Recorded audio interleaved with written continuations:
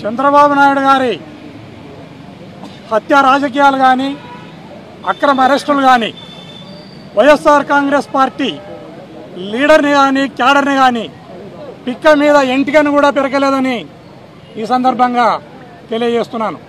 ఈ రాష్ట్రంలో ఎప్పుడు ఎలక్షన్లు జరిగినా వైఎస్ఆర్ కాంగ్రెస్ పార్టీ ఓడేది లేదు, మరొకసారి కూటమి గెలిచేది లేదని సందర్భంగా తెలియజేస్తున్నాను.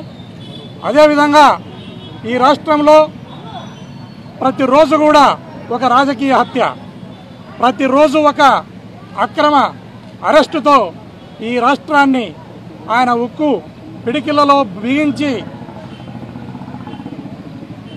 ముందుకు వెళ్ళాలని ప్రయత్నం చేస్తున్నాడు.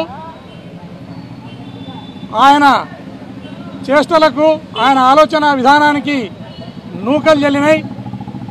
ఆయనను ఈ రాష్ట్ర ప్రజలు అసహించుకుంటున్నారు.